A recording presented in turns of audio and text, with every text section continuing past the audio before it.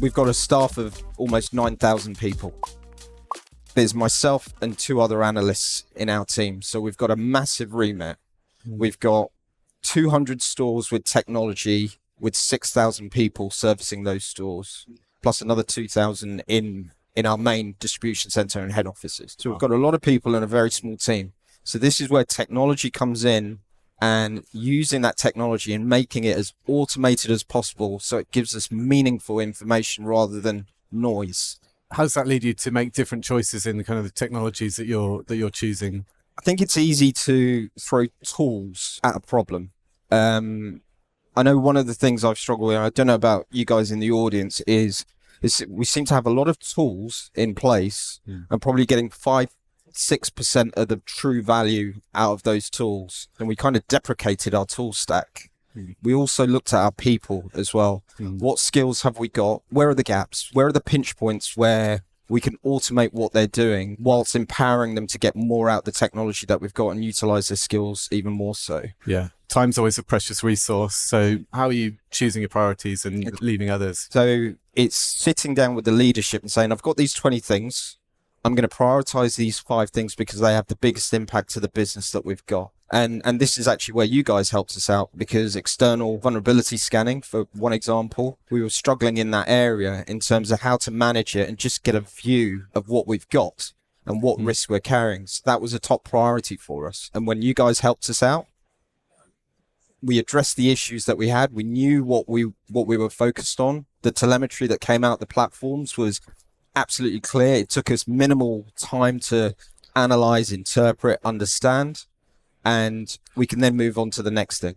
Yeah. Because we knew what our position was. We're attempting to take ourselves completely out of the loop and become that overseer, whereby Intruder spots something, it goes straight onto the Jira board of the people responsible for that application or service, whatever it is. And then they use us as a consultancy to say, well, what does this actually mean? How does it manifest? Yeah.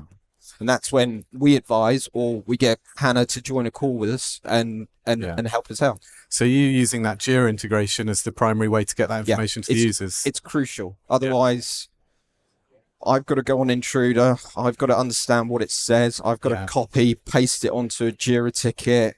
There's too much human touching. Yeah. So what's your hot tips on how to keep the CIO happy? And best piece of advice I was given when I was starting off my career is just tell the truth. This is the picture. Be very clear with your picture in terms of metrics, in terms of this is how we measure, and this is what good looks like, and this is what improving looks like, and this is I need your help. We use Intruder reports and just feed them into our monthly reports, and away you go. Simple as that. So it cuts out a lot of work. Otherwise, the last thing I want to do is to go to 10 systems and extract 10 bits of information and then splunge them together and put something in front of a CIO, which is meaningless. I love that you touch on that, because it's something I remember back in the day, pen testing days. You would run a scan and then the findings would come back, and you have to Google what's in the response. You have to say, well, what's it actually trying to tell me here? Because I don't understand what the risk is. So we actually put a lot of effort into those kind of issue descriptions at Intruder, which is to really explain the risk and why we think it's a problem, because not everyone has the most advanced people in the team. Some people have skills here and not there. So I think that kind of simplicity is often underrated in cybersecurity. I'll be perfectly honest, and I'm sure there's people in the audience who've been through this. You get some output from a system and you think, what the hell does this mean? That's the kind of direction that I want to go. Quick responses, quick statements, very succinct. Right, I understand what this means, and I can relate it to a business impact to River Island. If we can do that, I can manage it with the resources that I've got, and I can instill that confidence in the leadership above me. For me, failure is for us to become a gateway to authorize stuff that should happen or should not happen. We want to have a overarching view, but we also want to make sure that the practice is very much a self-service practice. So I'll give you an example. Third-party assessments. We've created a capability now where the business or technology stakeholders can automatically self-service third-party assessments rather than coming to us and say, can you do an assessment on company X? So they do their own assessments and we oversee and have that final sign-off. We took that process from a month to 3 hours.